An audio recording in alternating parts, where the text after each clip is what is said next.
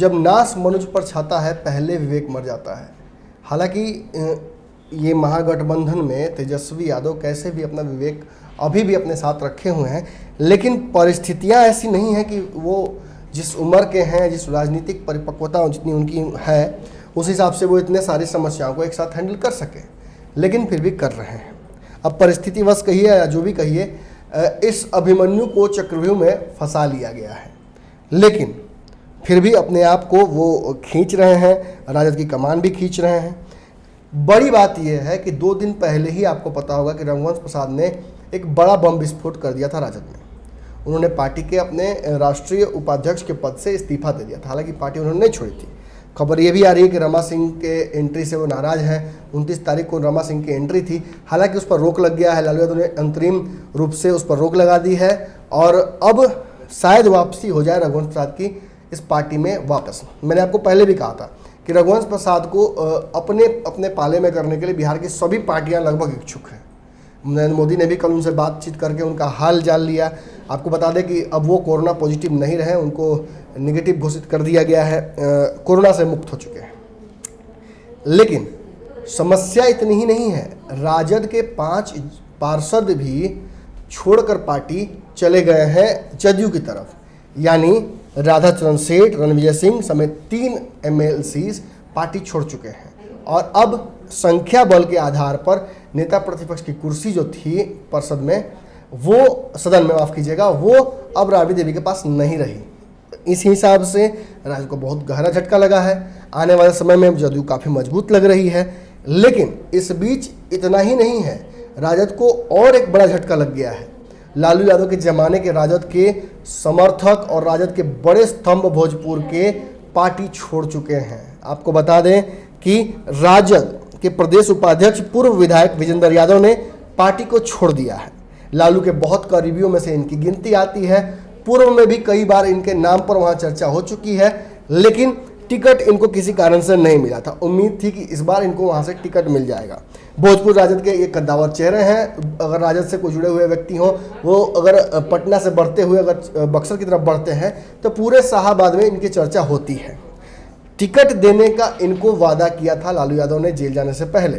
हालांकि 2015 में ही इनको टिकट देने की बात चल रही थी, लेकिन उस दौरान आपको बता दें, ये आपको शायद अचंभित भी करे, इनके छोटे भाई अरुण यादव को वहां से टिकट मिला था। अरुण यादव वही हैं जो यहाँ से वर्तमान MLA हैं, पद से निष्कासित हैं पार्टी से, और ये संदेश के MLA हैं और इन पर रेप का आरोप लगा हुआ है महिला के साथ, और ये फरार चल रहे हैं। फिलहाल इनकी गिरफ्तारी नहीं हो पाई है। लेकिन इनके बड़े भाई हैं जो कि विजेंद्र यादव हैं, जो पार्टी अब छोड़ चुके हैं। कारण क्या था? कारण ये था कि वहां से इनको टिकट का आश्वासन दिया गया था, लेकिन इस बार भी खबर आ रही है कि इनके छोटे भाई का ही फेवर तेजस्वी यादव कर रहे हैं। तेजस्वी यादव ने अरुण यादव की पत्नी को वहां से टिकट देने की वकालत भी कर दी है और साथ ही साथ ये भी कह दिया है कि आप वहां से जनसंपर्क शुरू कर दीजिए।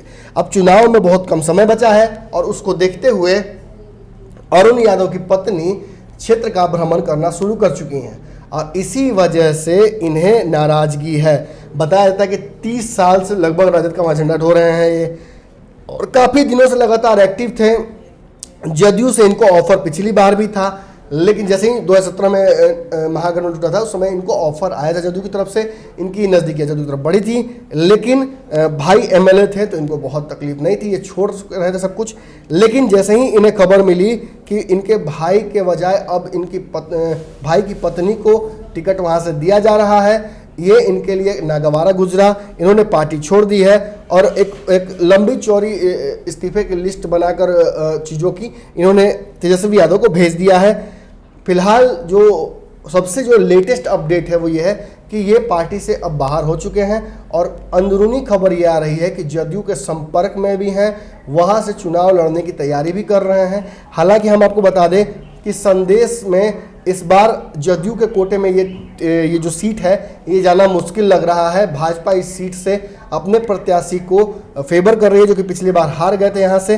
तो उस हिसाब से देखते हैं क्या होता है। ये एक हॉट सीट है दोनों गठबंधनों के लिए, और जिस तरह से विजेंद्र यादव ने ऐन मौके पर इतनी बड़ी कद होने के बावजूद पार्टी में प्रदेश उपाध्यक्ष थे, पद छोड़ दिया इन्होंने।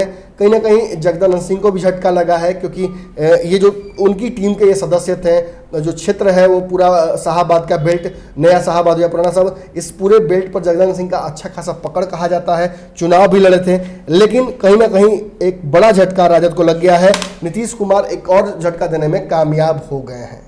तो खबरों का सिलसिला लगातार जारी रहेगा। इसी तरह से खबरें देखने के लिए चैनल को सब्सक्राइब कर लीजिए और बेल आइकन दबाइएगा, तो खबरें लगातार आपको जहां रहिएगा प्राप्त हो जाएंगी। बढ़ाएं अपना कदम सक्सेस की ओर शिखर करियर इंस्टीट्यूट के साथ। शिखर करियर इंस्टीट्यूट पूर्वी भारत में एकमात्र कोचिंग संस्थान जो एक्सक्लूसिवली है मेडिकल एंट्रेंस एग्जाम के लिए।